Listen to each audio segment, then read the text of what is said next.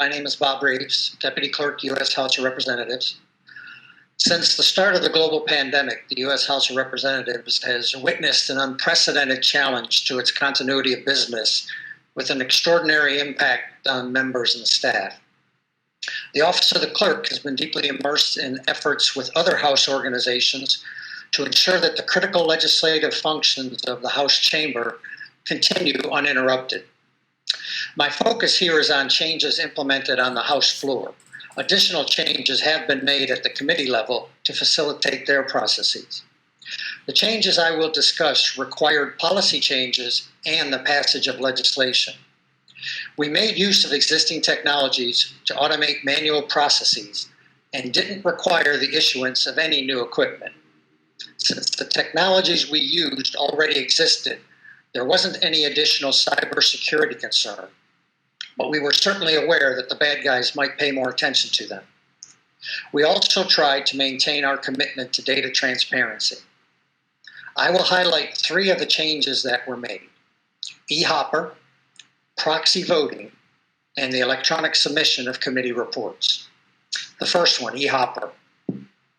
On April 7th, in response to the public health emergency, the Speaker announced a new policy wherein bills and resolutions could be submitted via the e-hopper, a secure email-based alternative to the wooden box on the House floor where members typically submit such materials in physical paper documents when the House is in session.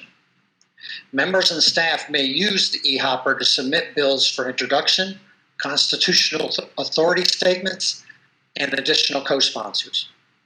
The creation of the e-hopper resulted in a collaborative effort by more than 20 clerk staff across 4 divisions: Legislative Operations, Legislative Computer Systems, the Office of Official Reporters, and the Office of Communications, all done over the weekend of April 3rd through 5th.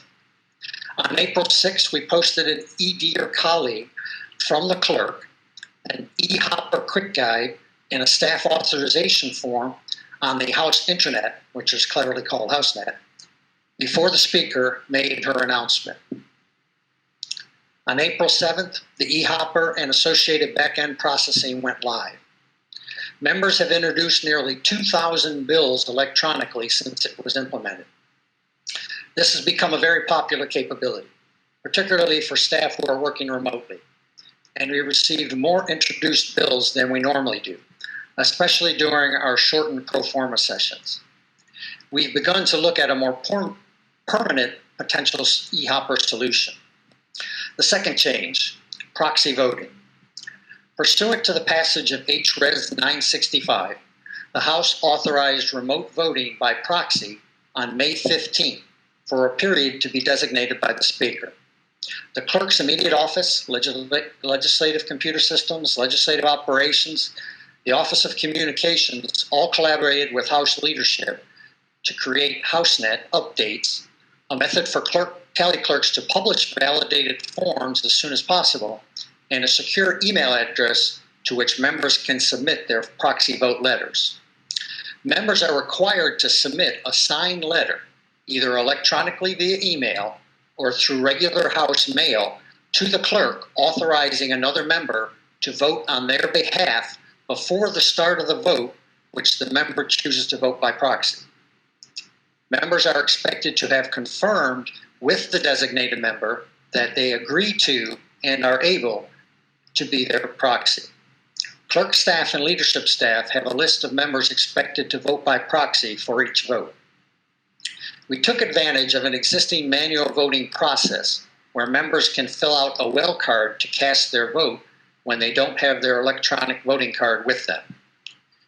The members serving as proxies seek recognition from the Speaker, then announce from the floor during a vote that as a member designated by member X, pursuant to H.Res. 965, that member X will vote either yea, nay, or present. The designated member then goes down to the well and fills out the appropriate well card and hands it to the standing tally clerk for processing. The House had already modified its electronic voting process to limit the number of members and staff in the chamber at one time to provide safe social distancing.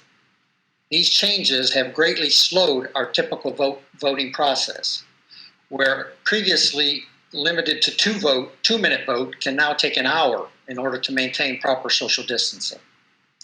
Since implementation, we have held 69 votes with 2,658 proxy votes cast.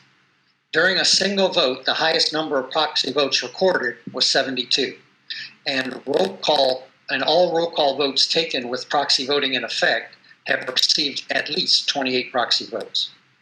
We've added the proxy vote data to the roll call votes tab and added a copy of the proxy letter to the legislative tab on the clerk's website, clerk.house.gov. Change number 3, electronic submission of committee records. On May 20th, the clerk announced in a Dear Colleague letter that pursuant to HRes 965, committee staff could begin electronically submitting reported measures, their accompanying committee reports, and files used to produce the reports for a period designated by the Speaker of the House. Previously, much of this information had to be delivered in hard copy format, so the electronic submission of committee reports, like bills and co-sponsors via the e-hopper, is a departure from our procedural norms. Clerk staff created a secure email dedicated to these submissions, along with a quick guide to electronic filing of committee reports. Although committee staff may still submit documents in hard copy, the tally clerks have received 79 reports electronically. Most of these reports were submitted between May 20th and June 30th. Electronically submitted reports must meet the same requirements as reports submitted on the floor and be submitted when the House is in session. All of these changes that I've discussed are in addition to maintaining the normal way that we conduct legislative business. As I mentioned, one of the things is we periodically have what we call pro forma sessions, where the House has to meet every 3 days. And sometimes we have these pro forma sessions, which can last 10, 15 minutes or less. And that's the window for members to get, it used to be the window for members or staff to get to the floor to put that physical piece of paper in the hopper. Well, now that they can submit it electronically, they can do it from their office or from their house or wherever they happen to be and have the same effect. That's why we've seen a very big uptick in the number of introduced bills we're receiving during those pro forma sessions. We try to maintain the same process as much as possible, just collecting the documents on the front end maybe differently, so that the rest of the process, because downhill from us, stuff goes to the government publishing office, data gets transferred to the Library of Congress, so we didn't want to have to change any of that back office process. We focused on what can we do on the front end to get the document or the legislative action in a different fashion, but still maintain our current process. All these changes that we made are still required that we are in session at the House. And I mean, obviously with the ability to do proxy voting, there are a percentage of members, as many as 72, but I know, for instance, yesterday there were 40 members that have stayed in their district and given their proxy voting capability to a member who is physically here. We pretty much follow the lead of leadership, whether that's the Republicans or the Democrats. I've actually been in this role for the last 12 years, so I've was hired by the Democrats, worked under the Republicans, and I'm now working again for the Democrats. So right now, I mean, the House is operating as the House has typically operated in the past. I don't see a change. Certainly a slowdown in activity due to the pandemic, but I don't see a change in really the way that we're operating.